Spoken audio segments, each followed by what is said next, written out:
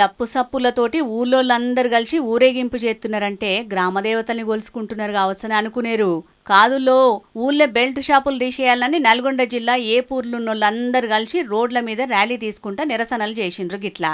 అయితే ఊళ్ళో పెట్టిన అడ్డగోలు బెల్ట్ షాపులు చేయబట్టి యూత్ పిల్లగాళ్ళందరూ తాగుడుకు బానిసలవుతున్నారు. ఇంట్లో చెప్పిన పనులు చేయకుండా ఎప్పటికీ రోడ్ల మీదనే తిరుగుతున్నారు.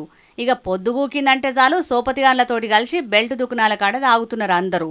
ఇక గీ నడమనే ఒక ఆయన బగ్గదాగి రోడ్డు మీద పోతుంటే టక్కరైందట. దవాఖానకేసుకపోతే ట్రీట్మెంట్ చేసిండట గాని దెబ్బలు బగ్గదాకే వరకు జీవిడిచిండట.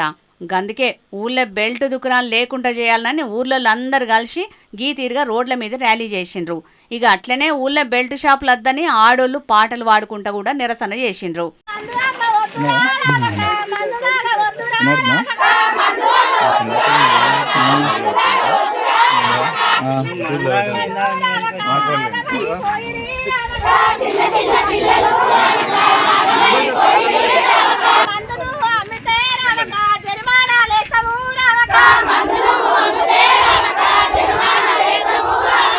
చూడాలి మరి బెల్ట్ షాపులకు వ్యతిరేకంగా గీళ్లు చేసిన నిరసనలకు దుకాణాలు బంద్ పెడతారో లేకపోతే ఏం చేస్తారో గాని తాగి బండ్లు నడిపి పానాలు పోగొట్టుకునేటోళ్ళు దునియా మీద చాలా మందే ఉన్నారు.